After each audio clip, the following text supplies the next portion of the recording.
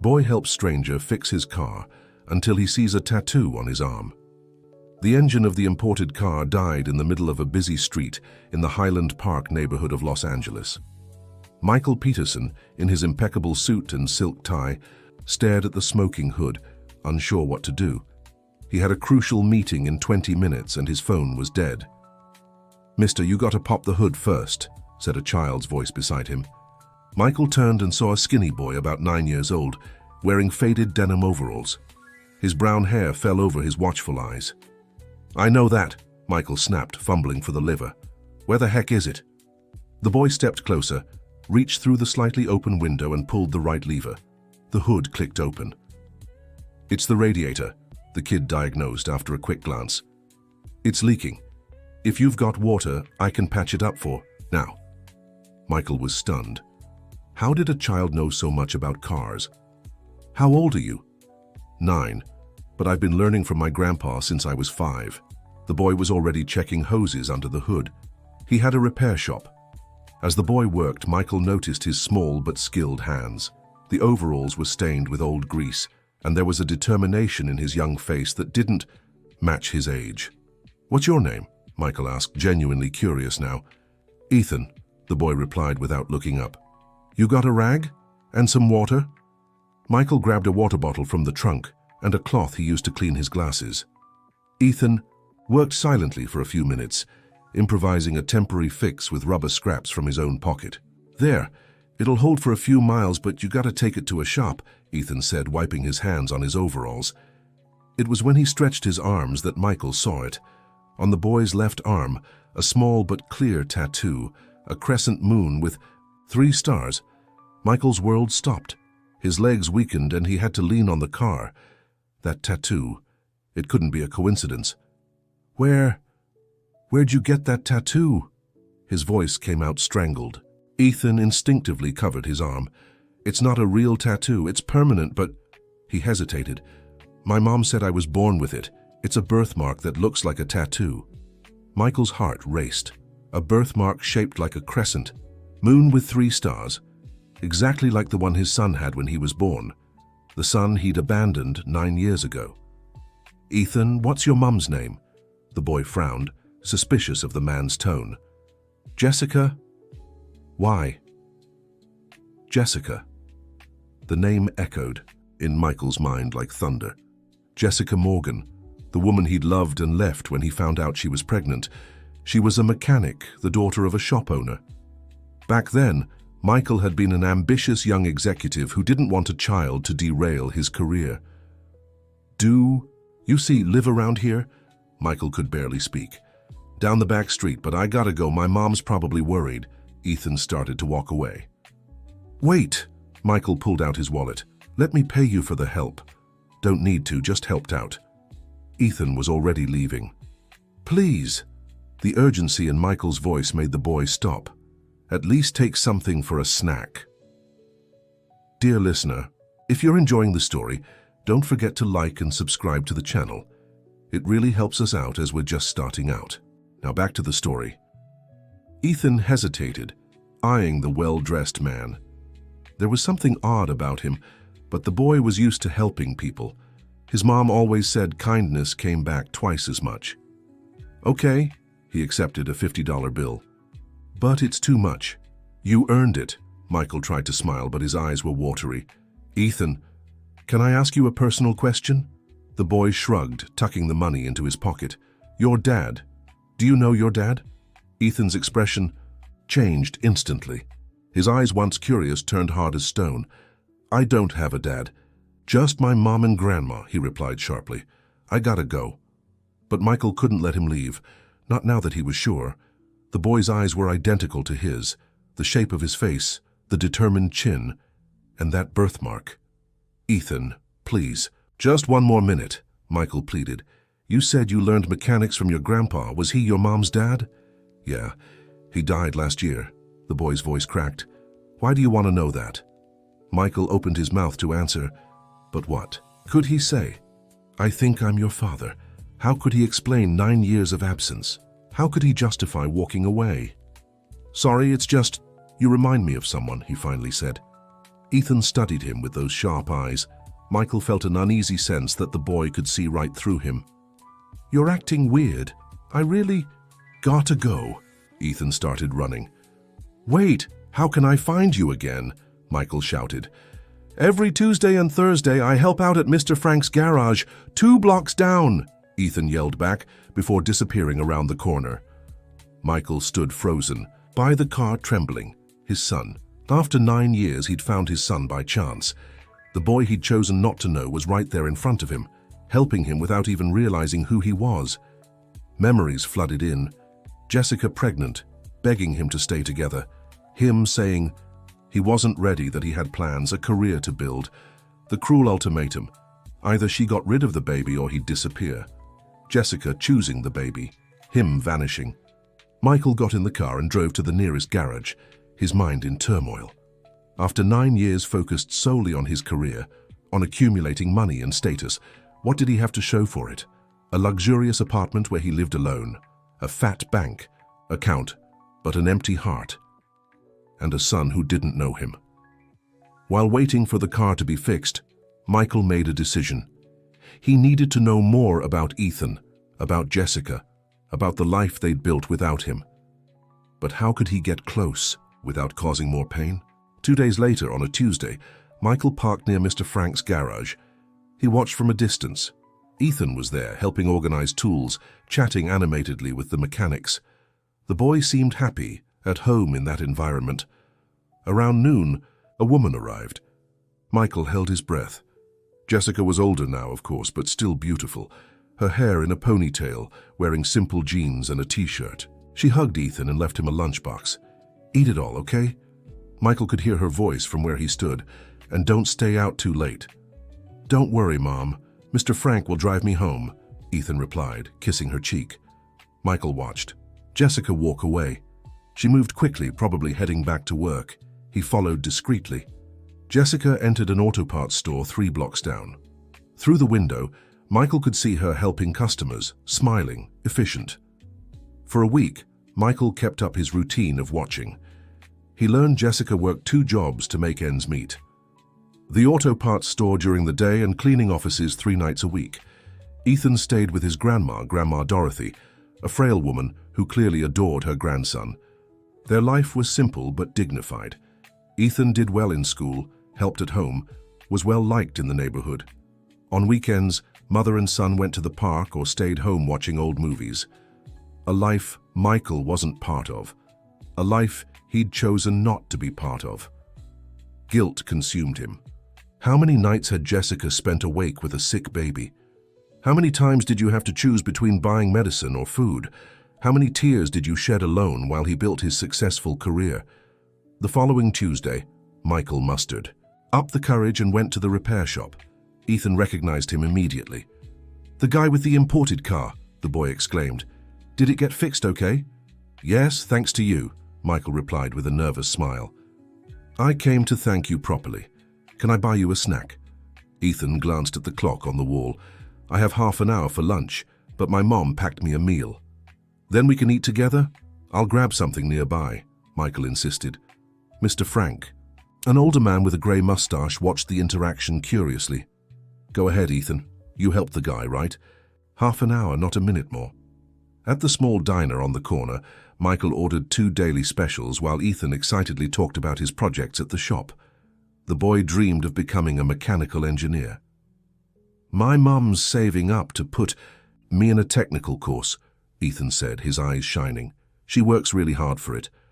"And your dad?" Michael ventured again. "Did he never help?" Ethan's face closed off. "I already told you I don't have a dad. He left before I was born. Didn't even want to meet me." The hurt in the boy's voice was palpable. "Does your mum talk about him?" "She doesn't like to, just that he chose other things over us." Ethan pushed his food around, his appetite gone. "But I don't need him. I have my mom, my grandma, Mr. Frank, the neighbors, they're my family." Every word felt like a stab to Michael. The boy was right. He had chosen other things. And now? "Sometimes people make mistakes," he said carefully. "Mistakes they regret deeply." Ethan studied him with those sharp eyes. You talk like you know my dad. Michael swallowed hard. The temptation to tell the truth was overwhelming, but he didn't have that right, not yet. I just think maybe he regrets it, maybe he thinks about you every day. If he did, he would have come back, Ethan replied with a painful maturity for his 9 years. My mum's amazing, works 2 jobs, takes care of me and Grandma, never complains. What kind of man walks away from a woman like that? Michael had no answer. What kind of man indeed? A coward, a selfish one, an idiot who only now realized the enormity of what he'd lost. I gotta get back, Ethan stood up. Thanks for lunch. For Mr. Michael, my name's Michael. He extended his hand. Ethan shook it firmly, and once again Michael noticed how similar their hands were. Thanks, Mr. Michael. But you don't have to keep buying me stuff. I helped because I wanted to. I know, but can I come by to talk sometimes? You're an interesting kid. Ethan shrugged. If you want. But I don't get why a rich guy would want to talk to me. Because you're my son, Michael thought. Because I missed 9 years of your life and want to know every detail. Because I'm a regretful idiot. I like talking to smart people, he said instead. In the weeks that followed, Michael established a routine of visits. Always with excuses. He was passing by, wanted to thank Ethan again, brought a book on engineering the boy might like. Ethan, initially wary, gradually opened up. Michael learned Ethan was allergic to shrimp, that he rooted for the Lakers, that his favorite movie was Back to the Future. He discovered the boy was afraid of thunder but pretended not to be, that he slept with a stuffed dinosaur he'd gotten at age 3, that he dreamed of traveling to see the world's great car manufacturers. Every detail was a treasure and a stab to the heart, all he'd lost by his own choice. On a rainy Thursday, Ethan had a cold but insisted on going to the shop. Michael found him sneezing over an engine. You should be home resting, he scolded. I promised Mr. Frank I'd help today, Ethan sniffled. A man keeps his word. A man. At 9 years old, Ethan already saw himself as the man of the house. Michael felt another wave of guilt. I'll take you home. It's raining, and you'll get worse. You don't have to. I insist, I'll talk to Mr. Frank. The mechanic agreed right away, worried about the boy. In the car, Ethan stayed quiet, watching the rain through the window. Mr. Michael, why do you visit me so much? He asked suddenly. Michael gripped the steering wheel. What do you mean? You're rich, important. You must have better things to do than talk to some poor kid. Ethan wasn't accusing, just stating a fact. You're not just some poor kid, Ethan, you're special. Why? Why do you think that? Because you're my son, Michael screamed inside. Because I see the best of me in you and none of the worst. Because you're everything I could have been if I hadn't been so selfish. Because I see potential in you. Intelligence, character, kindness, he answered honestly. Ethan stayed silent until they reached his street. It's here, the yellow house, he pointed. It was a small but well-kept home. The front yard had colorful flowers and a little vegetable patch. Michael parked, and Ethan hesitated before getting out. Want to come in? Have some coffee? He offered shyly. My grandma makes really good cornbread. Michael knew he shouldn't. Jessica might be home, but the temptation was too strong. If it's no trouble. Inside, the house was cozy. Simple but clean furniture, lots of photo frames, the scent of rosemary from the kitchen. Grandma Dorothy, a woman with white hair and a gentle smile, greeted Michael with curiosity. Grandma, this is Mr. Michael, the one with the car I helped, Ethan introduced. Ah, the man who's been visiting Ethan. She shook Michael's hand firmly. Nice to meet you. Ethan talks about you a lot. I do not, the boy protested, blushing. Michael accepted the coffee and cornbread, making small talk with Grandma Dorothy. She was sharp, and Michael was sure she suspected something. When Ethan went to change clothes, Grandma Dorothy leaned toward Michael. You know Jessica, don't you? She whispered. Michael froze. Why do you think that? A mother knows her, child, young man, and a grandmother knows her grandson. The way you look at Ethan, I've seen that look before.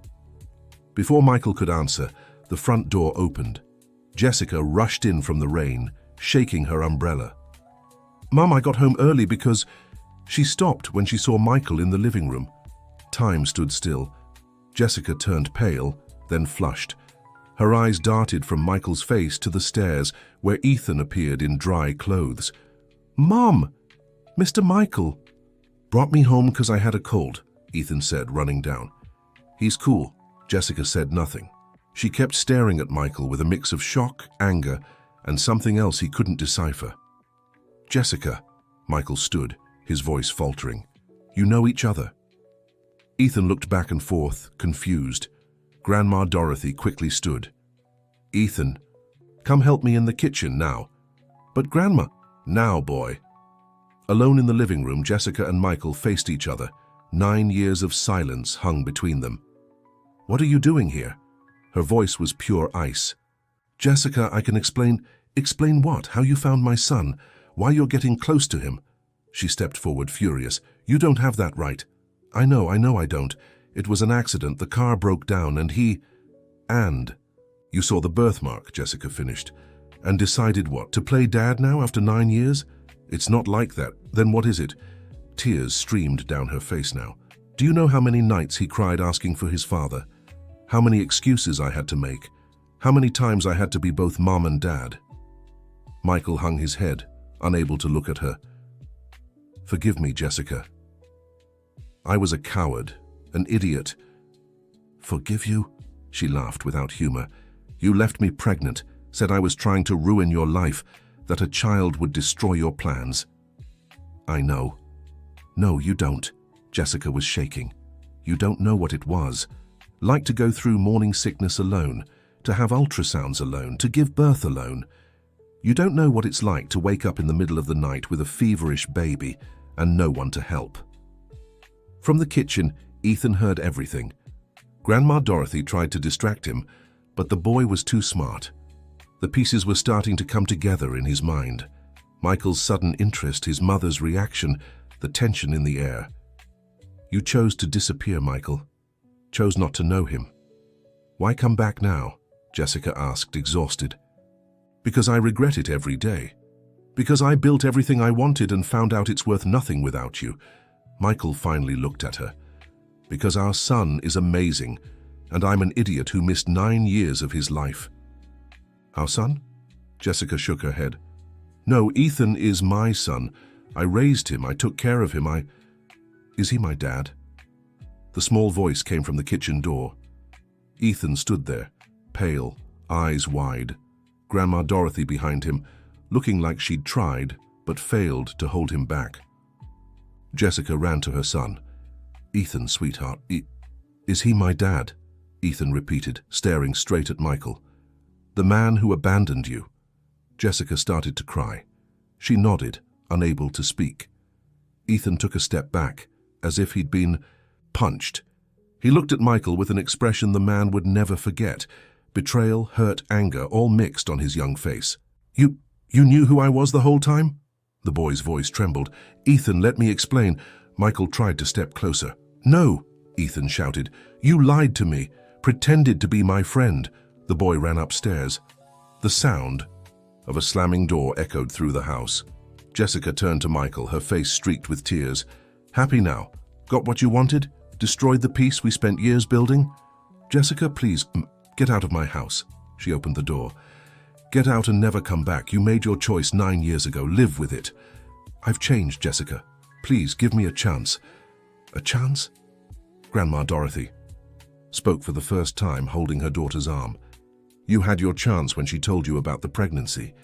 Had your chance when Ethan was born. Had 1,000 chances in 9 years. I know, but enough now." Jessica pushed him out. "If you show up again, I'll call the police. Leave my son alone."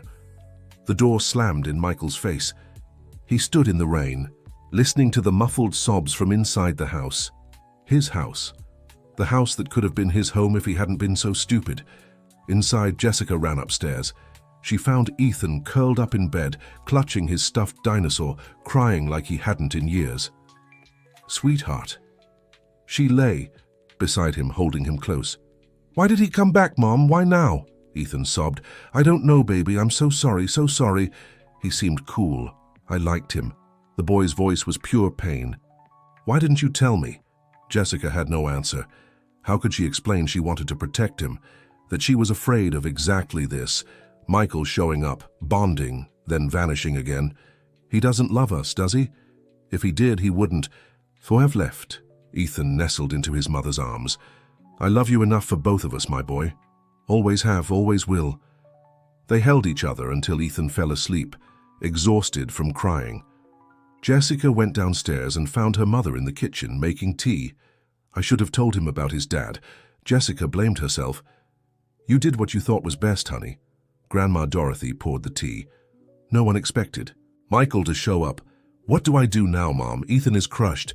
Give it time. Kids are strong, they bounce back. And we need to think about what's best for Ethan now. Outside, Michael remained in the car, unable to leave.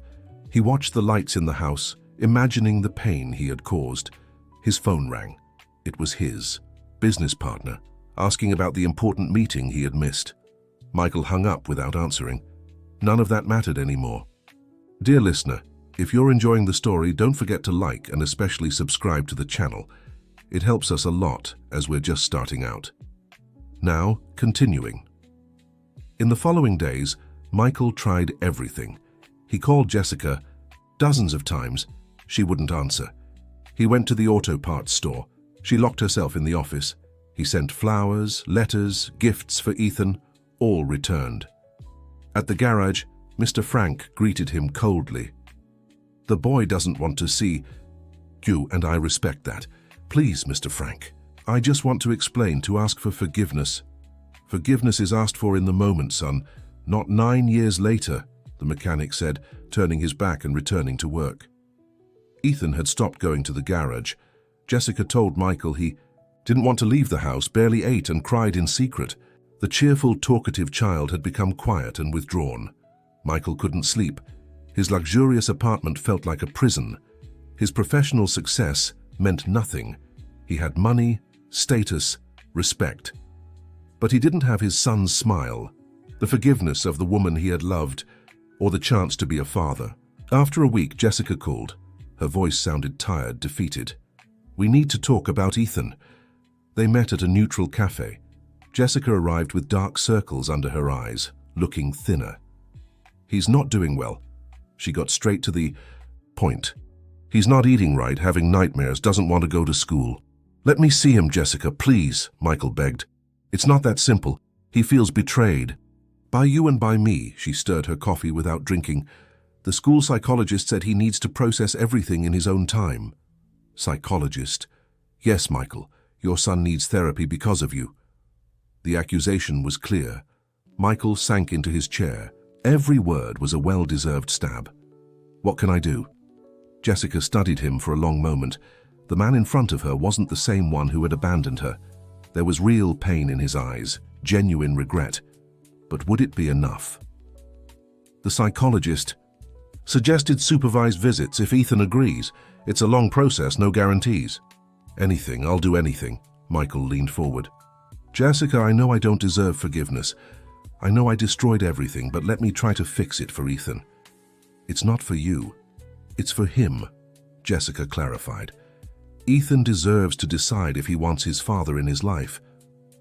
But with rules, boundaries, supervision. I agree to everything. Jessica took a paper from her bag. The psychologist wrote some conditions. Read them. Michael read eagerly. Family therapy sessions, gradual visits, respecting the child's pace. No pressure, no promises he couldn't keep. Where do I sign? It's not a contract, Michael, it's a guide. Jessica put the paper away. And there's one more thing. Anything. I want to know why. Why you left. Why you came back. Why now? Ethan will ask, and he deserves the truth. Michael took a deep breath. The truth. Ugly, painful, pathetic. I was 25, just promoted. The company offered me a position in New York, but it wasn't compatible with family life. When you told me about the pregnancy, I panicked. I saw my plans, my ambition, everything threatened. Jessica listened silently, her face unreadable. My father was always absent, focused on work. I swore I'd be different, but when the time came, I was worse. At least he stayed. I ran away, Michael continued. I convinced myself you'd be better off without me, that I'd only get in the way. And now? Now? Michael laughed bitterly. I have everything I wanted. I'm a partner at the firm. I have money, property, respect, and I'm miserable, empty, because I threw away the only things that really mattered. Why did you come back? I didn't come back. It was fate. Chance, who knows? The car broke down and Ethan appeared. When I saw the birthmark, my world collapsed. There was my son, bright, kind, generous. Everything I wasn't. Jessica wiped away a stubborn tear. You have no idea what you missed, Michael. The first steps, the first words, the first day of school, the fevers, the scraped knees, the victories. You chose to miss all of it. I know, and if I could turn back time... He stopped. Empty words. I can't change the past, but I can try to build a future if you'll let me. It's not up to me. It's up to Ethan, Jessica said, standing. I'll talk to him about therapy. If he agrees, I'll call you. Jessica, wait. Michael stood too. Do you hate me? She paused, considering. I did, for a long time, but hate is exhausting, Michael. Now I just feel sorry. For what you lost, for what we could have been. Did you find someone? Get married? Jessica almost smiled. When? Between 2 jobs and raising Ethan? No, Michael. I devoted my life to our son. Choices, remember? She left, leaving Michael with the weight of her words. Choices. Life was made of them, and he'd made all the wrong ones. 3 days later, Jessica called. Ethan had agreed to start therapy. The first session would be just him and the psychologist. Later, Jessica would join. Only then maybe Michael would be included. The following weeks were filled with anxious waiting. Michael completely reorganized his priorities, delegated responsibilities at work, cancelled trips, made himself available whenever the psychologist suggested. Dr. Sarah was a middle-aged woman, specializing in family reunification. At their first meeting, she was direct. This will be long and painful for everyone. Ethan has a lot of pent-up anger, feelings of abandonment, trust issues. Are you ready? Yes. He may reject you repeatedly, test boundaries, provoke, hurt. Wounded children do that. Can you take it? I can. Why? She leaned in. Why now? Guilt, loneliness, social pressure? Love, Michael answered simply. I love my son. Always have, even when I was too cowardly to admit it. The psychologist took notes. We'll start slow. Letters. Ethan needs to get used to the idea of you before meeting. Write about yourself, your life, your feelings. Be honest. Children spot lies. Michael wrote dozens of letters, tore most up, unsatisfied. How do you put 9 years of regret on paper? How to explain? The inexplicable. The first letter he sent was simple. Ethan, I know you're angry with me. You have every right. I was the worst father, one who chose not to be a father. I have no excuses, only regret. You're amazing, and I'm so sorry I missed watching. You grow. If you ever want to know me, I'll be here. Bekaikel. The reply came a week later. In Jessica's neat handwriting, Ethan had dictated. I don't want to know you. You had 9 years. Too late. Ethan short. Painful. True. Michael. Treasured the letter. At least Ethan had replied. Michael's second letter shared his own childhood, his absent father, the mistakes he'd repeated. The reply took longer but arrived. My mum didn't have a father either. She didn't abandon anyone because of it. Ethan Touché, the boy, was as sharp as his mother. The letters continued. Michael wrote about his work, his interests, answered questions Ethan occasionally asked. He discovered they shared a love for sci-fi, were both allergic to shrimp, slept the same way. After 2 months of letters, Dr. Sarah suggested a meeting. Ethan agreed, with conditions. Her office, Jessica present, just 15 minutes. Michael arrived an hour early, more nervous than he'd ever been for any business meeting. When the door opened and Ethan walked in, holding Jessica's hand, Michael Peterson's heart nearly leaped out of his mouth. The boy had grown. He was thinner, more serious. He sat far away between Jessica and the psychologist, avoiding eye contact. Hi, Ethan, Michael said softly. Ethan didn't answer. He stared fixedly at his own hands. Thank you for... agreeing to see me, Michael continued. The doctor said it was important, Ethan murmured. An awkward silence followed. Dr. Sarah intervened. Ethan, do you want to ask Michael anything? The boy finally looked up. The anger in his eyes was palpable. Why? Was all he said. Why I left? Ethan nodded. Michael had rehearsed this answer 1,000 times, but now facing his son, the words escaped him. Because I was a coward. Selfish. I was afraid of being a father, of changing my life, of... He stopped, took a breath. There's no good excuse, Ethan. I made the wrong choice. Didn't you love me? Not even a little? The boy's voice cracked.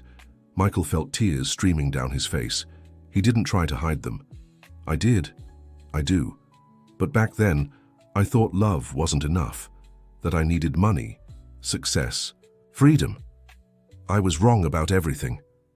Men don't cry, Ethan observed, confused by his father's tears.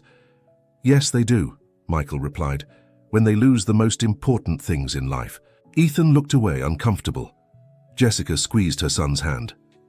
Time's up, Dr. Sarah announced gently. Ethan stood quickly, eager to leave. At the door, he stopped and looked back. Did you fix cars with your dad? He asked. Unexpectedly. No, my dad didn't have time for that, Michael answered. Ethan nodded thoughtfully and left. Jessica lingered for a moment. It's a start, she said simply before following her son. Michael was left alone with the psychologist, trembling with emotion. It went well, she assured him. He asked about you. That's a good sign. The meetings continued. 15 minutes became 30, then an hour. Ethan started talking, asking more questions. There was still anger, hurt, but also curiosity. During one particularly difficult session, Ethan exploded. You ruined everything. We were happy without you. Why did you have to show up? You're right, Michael agreed, surprising the boy. You built a beautiful life without me. I was the one who wasn't happy without you. Then why didn't you stay away? Because I love you, Ethan. I know it's hard to believe, but it's true. I've loved you since the day I knew you existed, even if I was too much of a coward to show it. Love doesn't abandon, Ethan shouted. Mum would never abandon me. Your mum is so much better than me, Michael agreed. In every way, that's why you're so amazing. You take after her, not me. Ethan seemed disarmed by the agreement. He'd expected defense, excuses, not total acceptance of blame. Are you really rich? He abruptly changed the subject. I have money, yes. You could have helped. Mom works so hard. The accusation was clear. I should have. Another mistake of mine. I can help now if she'll let me. She won't accept it. She's proud. Ethan knew his mother well. She got that from you. Michael smiled faintly. The pride, the strength, the dignity. What did I get from you? Ethan asked, genuinely curious. Michael thought. The eyes. The way you sleep, according to your mum. The shrimp allergy. The love for sci-fi. And the stubbornness, apparently. Ethan almost smiled. Almost. Months passed. The meetings became more natural, less tense. Ethan started showing things, his drawings, school grades, shop projects. Michael absorbed every detail, trying to make up for lost time. Jessica watched from a distance, still protective but noticing positive changes in Ethan. The boy had started smiling again, eating better, sleeping without as many nightmares. During a joint session, Dr. Sarah proposed the next step. An outing. Outside the office. Ethan would choose the place. Car Museum, he said without hesitation. There's a new exhibit. On the agreed Saturday, Michael picked up Ethan at home. Jessica waved from the window, still cautious. In the car, father and son rode in silence, the radio filling the quiet. Nervous? Ethan suddenly asked. Terrified, Michael admitted. Ethan laughed. A small but genuine laugh. The first one directed at his father. At the museum, the tension faded. Ethan talked non-stop about the models, engines, history. Michael listened, fascinated, asking questions, learning about his son through his passion. This one, Ethan pointed to a classic model, is the one I want to restore someday, me and my mum. She knows about cars. Of course, she works with parts, remember? She knows everything. pride evident in his voice. "You're really lucky to have a mom like that," Michael said sincerely. "I know," Ethan grew serious. "That's why I don't get how you could leave her." Michael stopped in front of a Mustang 67. "You know what my dream was at 25? To have a car like this. Thought it was the most important thing in the world, worked 15-hour days to afford it. And did you?" "I did, 3 years after I left you. Know how long I was happy? A week. Then it was just a car. Pretty. Expensive. But it didn't hug me back, didn't call me dad, didn't need me."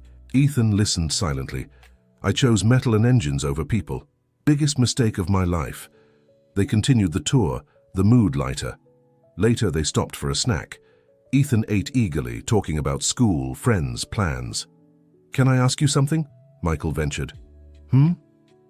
"Do you think you could ever forgive me? Doesn't have to be now or soon, just someday?" Ethan sipped his milkshake thoughtfully. "Mom says holding on to anger hurts us, not the person we're angry at." "Your mom's wise." "Yeah. She also says everyone deserves a second chance, but you gotta really earn it, not just ask." "I completely agree. So, maybe, if you don't disappear again, if you keep showing up, if you don't make my mom cry anymore.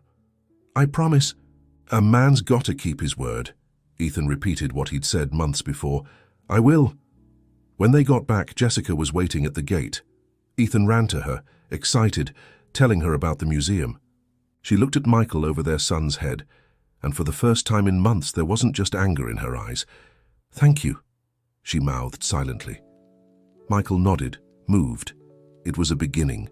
A small, fragile, precious beginning. The change was gradual. Ethan started calling Michael Dad. Not always, not naturally, but sometimes it slipped out. Each time was a victory. Jessica softened too, little by little. She let Michael pay for Ethan's extracurriculars, then the health insurance, eventually a monthly allowance that eased the need for her second job. "It's not charity," Michael insisted when she resisted. "It's back child support. 9 years' worth, with interest." Pride battled pragmatism. Ethan's well-being won. Grandma Dorothy was the first to truly forgive. "To err is human, young man. What matters is fixing it. You're trying." "Too late, Grandma Dorothy. As long as there's life, it's never too late," she said with the wisdom of someone who'd lived long. Ethan's first birthday with Michael there was emotional. The boy turned 10. Michael arrived early, helped with decorations, met his son's friends, saw him happy and surrounded by love. "This is my dad," Ethan introduced, still testing the words. That night, after the party, Michael was helping clean up when Ethan unexpectedly hugged him. "Thanks for the gift," the boy said against his chest. Michael had given him a new bike, but he knew Ethan wasn't talking about that. The gift was his presence, his effort, his staying. "Thank you, son," he replied, returning the hug. Jessica watched from the doorway, moved. After so much pain, her son had what he'd always wanted, a father. Not perfect, not from the beginning, but present now. The seasons changed. Michael established a routine. Wednesdays and Saturdays with Ethan, always. Meetings were rescheduled, trips cancelled. Nothing was more important. He learned to help. With homework, to cook his son's favorite pasta, to watch the same movies over and over. He learned that being a father was about presence, not presence. On an ordinary Wednesday, Ethan came home from school excited.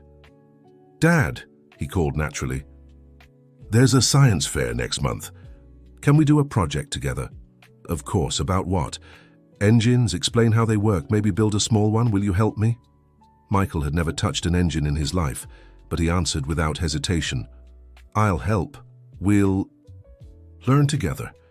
They spent weeks building, making mistakes, rebuilding. Michael discovered patience he didn't know he had. Ethan discovered his dad wasn't perfect, but he tried. Jessica sometimes joined them, guiding them about parts and how things worked. In those moments, the three of them almost seemed like a family. "Remember when you said you didn't know how to fix cars?" Ethan asked one night, covered in grease. "I do. Now you know a little." "Thanks to you." "No. Thanks to us," Ethan corrected. We make a good team. Michael swallowed his emotions. Team. He and his son were a team. The fair was a success. Ethan presented proudly, Michael and Jessica watching together, Grandma Dorothy filming. Everything. They won second place. Next year we'll get first, Ethan declared confidently. Next year. There was a future, there were plans together. Michael smiled. Absolutely. The wounds hadn't completely disappeared. There were hard days when Ethan remembered the abandonment, when the anger returned. But now there were also good days, laughter, growing closeness. Michael moved closer. The luxurious apartment traded for a simple house in the same neighborhood. He wanted to be available, present, part of everyday life. Overkill, Jessica commented when she found out. Necessity, he corrected. I wasted too much time away. Michael's move catalyzed other changes. Ethan started spending some weekends with him. Jessica, initially resistant, realized their son needed that paternal time. One of those afternoons, while Ethan played in the backyard of Michael's new house, Jessica accepted a coffee and they sat down to talk. I still don't fully understand, she said. Why did you change so much? What really happened? Michael looked at their son running with the dog he'd recently adopted. Ethan had always wanted a pet, but Jessica's old apartment didn't allow it. Empty success is worse than failure, he replied. I had everything and nothing. You had little materially, but everything that matters. Poetic, Jessica commented with slight irony. True, Michael insisted. Jessica, I don't expect you to forgive me, but you need to know, leaving you was the biggest mistake of my life. Not just because of Ethan, because of you, us, what we could have been. Jessica looked away, uncomfortable with the direction of the conversation. Water under the bridge, Michael. We're different people now. We are. You became an even more amazing woman. I finally became a real man. Michael. I'm not proposing anything, he hurried to say. Just being honest. You deserve to know it wasn't a lack of love. It was too much cowardice. Jessica sipped her coffee in silence, processing. 9 years of resentment didn't disappear easily. But watching Michael with Ethan, seeing the dedicated father he'd become, something softened inside her. One day at a time, she finally said. That's all I can offer. It's more than I deserve. Dear listener, if you're enjoying the story, take a moment to like and especially subscribe to the channel. It helps us a lot as we're just starting out. Now, continuing, time continued its work of healing. Ethan flourished with his father's presence, his grades improved, his confidence grew. He started making bolder plans. He wanted to be an aeronautical engineer now, to build airplane engines. You'll need to study a lot, Michael warned during dinner. I know. That's why I need to get into a good technical school, Ethan replied. Jessica sighed. Tuition is expensive, son. Maybe a public school. I'll pay, Michael offered immediately. Education is an investment, not an expense. Jessica's pride fought back again. Ethan looked hopefully at his mother. It would be a loan, she conceded. Ethan can pay it back when he's working. Deal, Michael agreed, winking at his son. Ethan's acceptance into the technical school was celebrated by everyone. Michael and Jessica went together to enroll him, united by their pride in their son. You look like a family, the secretary commented. Ethan smiled. We are a family. A little different, but still a family. Jessica and Michael exchanged glances. The boy was right. In some twisted, rebuilt, imperfect way, they were a family. The barriers kept falling. Jessica began to trust more, sharing decisions about Ethan. Michael respected her space, her maternal authority, but was always there to support. One rainy Saturday, Ethan was at Michael's house when he got sick. High fever, vomiting. Michael panicked. Call your mum, he told the boy. She's at work. I don't want to worry her, Ethan murmured, pale. Michael called anyway. Jessica answered, on the first ring. Ethan has a fever, I don't know what to do, he admitted, vulnerable. I'm on my way. Give him acetaminophen, a damp cloth on his forehead. Keep him hydrated, she instructed quickly, efficiently. She arrived in 20 minutes, still in her uniform. She took charge, caring for her son with years of practice. Michael watched, learning, helping where he could. Ethan's fever broke by dawn. Jessica dozed in an armchair, Michael on the couch. Ethan slept peacefully between them in bed. "Thank you," Jessica whispered in the dark. "For what?" "For not trying to handle it alone. For calling me. For understanding I'm still his mother. You always will be. I'm just an addition, a late one, but trying to make up for it." Jessica smiled in the dark. Maybe, just maybe, they could work as a real family. Their first trip together was Ethan's idea. He wanted to visit an airplane factory in Long Beach. "Can we all go?" he asked hopefully. "Like a family?" Michael and Jessica exchanged glances. It was a big step. "If your mum agrees," Michael began. "It would be educational," Jessica considered. "And Grandma can come too." The trip was revealing. 4 people life had separated and brought back together, learning to coexist. There were tense moments. Jessica and Michael disagreed about schedules, expenses, boundaries for Ethan. But there were also laughs, shared discoveries, memories being made. "Look!" Ethan pointed at everything in the Aeronautical Museum. "This engine has 500 horsepower. Grandma Dorothy smiled, watching her grandson happy. Michael and Jessica walked side by side, united by Ethan's wonder. "He got the curiosity from both of you," Grandma Dorothy observed wisely.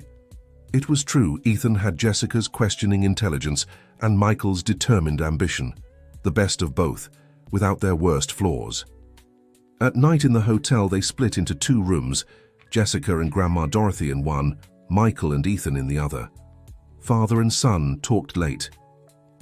"Dad, do you still love Mum?" Ethan asked in the dark. The question caught Michael off guard. "Why do you ask?" "Because I see how you look at her, how she looks at you sometimes too." Michael took a deep breath. Honesty, always. "I never stopped loving your mum, Ethan, but love doesn't erase what I did, or guarantee a future. But could it make one possible?" The hope in the boy's voice was clear. "I don't know, son. It depends on her, on what she feels. What she wants, I won't pressure her. It'd be nice," Ethan murmured sleepily. "Being a real family." Michael stayed awake long after Ethan fell asleep, thinking. A real family. It was his son's dream, secretly his too. Back in Los Angeles, their routine settled into a new rhythm. The 3 of them had Sunday lunches together. Jessica began accepting Michael's help with less resistance. Small gestures, longer glances, shared smiles. Ethan's second birthday with Michael there was different. Jessica allowed the party to be at his place, with a backyard for the kids to play. They worked together to set it up. "Remember his first birthday?" Jessica commented as they blew up balloons. "You tried to do everything yourself," Michael recalled. "And you weren't there to help." The old hurt flickered briefly. "Never again," he promised. "Never again will you have to do anything alone when it comes to Ethan." Jessica studied him. 2 years of steady presence had rebuilt trust. "I believe you," she said simply. It was a milestone. Jessica believed in him. The party was a success.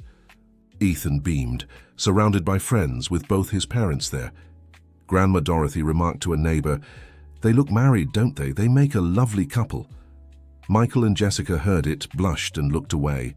But the seed was planted. Weeks later, at a parent-teacher meeting, they introduced themselves together as Ethan's parents. Naturally, without explanations about their unconventional situation, the teacher praised their involvement. "Ethan is lucky to have such dedicated parents," she said. In the car on the way back, Jessica broke the silence. "That was nice, doing parent things together." "It was," Michael agreed.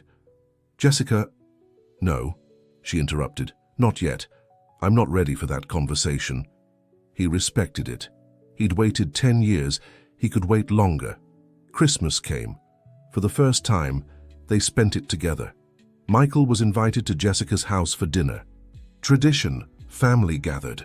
He helped with preparations, learning recipes from Grandma Dorothy. Ethan buzzed happily between everyone. At midnight, they exchanged gifts. Michael gave Ethan an advanced model airplane kit. For Grandma Dorothy, a massage chair for her back. Pain for Jessica.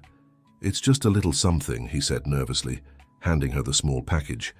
It was a silver photo frame with a picture of the three of them from their trip to Long Beach. They were laughing at something Ethan had said. Natural, looking exactly like what they could be. A family.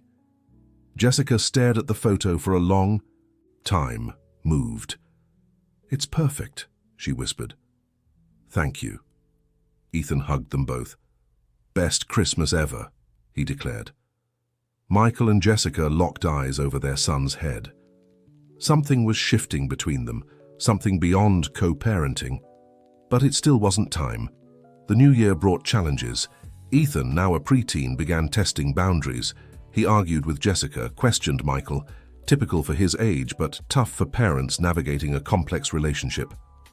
"You're not married, you can't decide everything together," he yelled after being told he couldn't go to a party.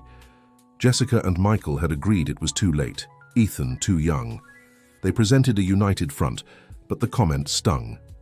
"We don't have to be married to want what's best for you," Jessica replied, "but it'd be easier if you were." Ethan slammed his bedroom door. The adults sat in awkward silence. "Kids," Jessica tried to lighten the mood. "He's not so much a kid anymore," Michael observed, "and he's not entirely wrong." "Michael, I'm just saying we complicate things. For him. For us." "Things are complicated," Jessica stood up. "They always have been, always will be." But Ethan's remark planted another seed. How much of their current dynamic was sustainable? How long could they keep up this careful dance? The answer came unexpectedly. Jessica got sick, a bad flu that left her bedridden for days.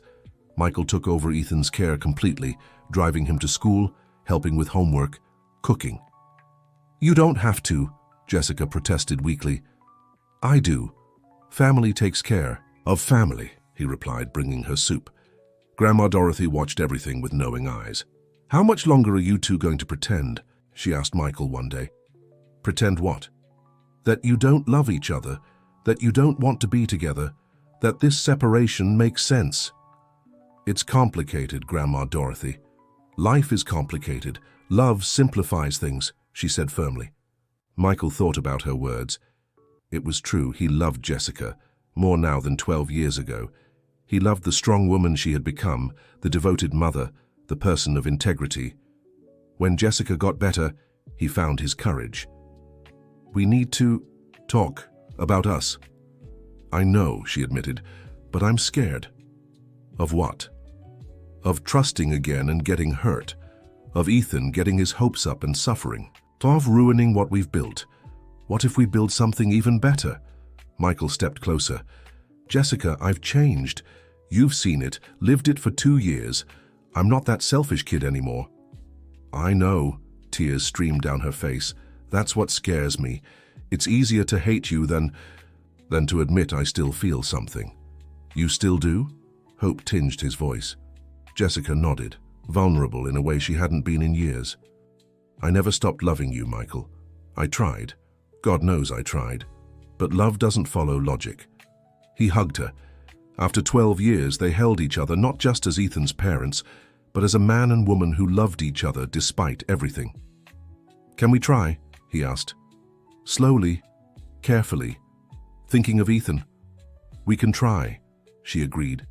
The kiss that followed tasted like forgiveness, hope, and new beginnings. Ethan found them like that. Instead of the shock they feared, he grinned widely. "Finally! It was getting ridiculous how you two pretended you didn't want to be together." "Ethan!" Jessica pulled away, blushing. "What? I have eyes. Everyone noticed except you two." The preteen rolled his eyes. "Does this mean we're a normal family now?" Michael and Jessica exchanged a glance. "There's no such thing as a normal family," Michael said, "but we can be a complete one." "Good enough." Ethan hugged them both. "It's about time." The transition wasn't immediate or easy. 12 years apart left scars, habits, different ways of living. But love, now tempered with maturity and commitment, guided the way. Michael started spending more time at Jessica's house. Dinners became routine, helping with chores, making decisions together. Bit by bit, they rebuilt what could have been. "You know what's ironic?" Jessica said one night, curled up on the couch with Michael while Ethan did homework. "What? We're better together now than we would have been 12 years ago. You learned responsibility. I learned to trust again. Ethan taught us how to be parents. Everything has its time." Michael kissed her hair, even if that time came at a high cost. The official step came naturally. One Sunday morning over family breakfast, Michael asked the question Ethan had been waiting months for. "Jessica, will you marry me? Again? The right way this time?" Ethan almost spilled his milk. Grandma Dorothy smiled knowingly. Jessica looked at the simple ring Michael offered, not the expensive solitaire from 12 years ago, but a band with 3 small, intertwined stones. "The 3 of us," Michael explained. "Family." "Yes," Jessica answered through tears. "1,000 times yes." Ethan jumped up, hugging them both. "I'm gonna have married parents, like everyone else." "You've always had parents who loved you," Jessica corrected. "Now we'll just all live together." The wedding was simple in the backyard of the house they bought together, a middle ground between their worlds. Ethan was the proud best man in his little suit. Grandma Dorothy cried from start to finish. Mr. Frank from the auto shop stood as their witness, representing everyone who had been part of their journey. "I promise," Michael said in his vows, "to never again choose anything over this family. You are my life, my purpose, my love." "I promise," Jessica answered, "to forgive the past and build the future together. You, me, and our son." "I promise too," Ethan interrupted, making everyone laugh. "I promise not to be too much trouble and to help you both be happy." The honeymoon was a family affair. A week at a quiet beach, building sandcastles. Playing ball, just being parents and son without hurry or worries.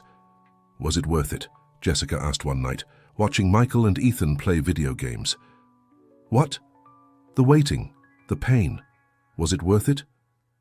Michael paused the game, looked at his laughing son, then at the woman he loved. "Every second of pain was worth this moment," he answered honestly.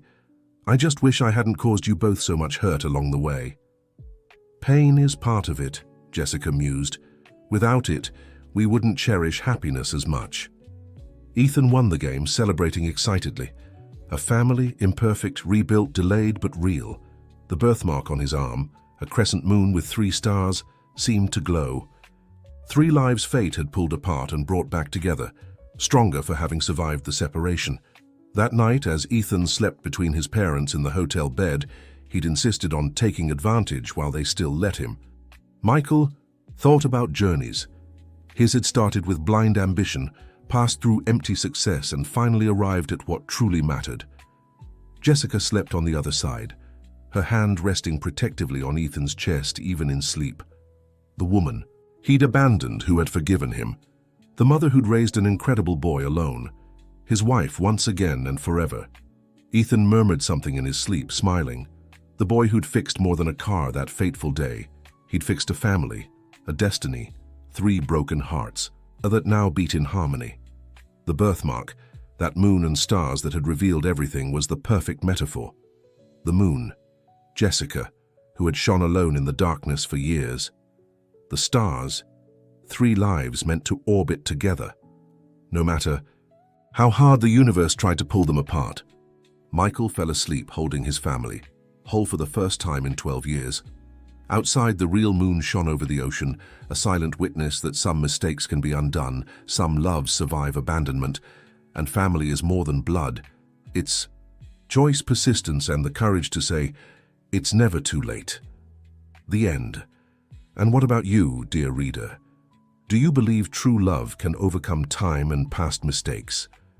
Let us know in the comments if you also think Ethan was the true hero of this story. Thank you for joining us until the very end.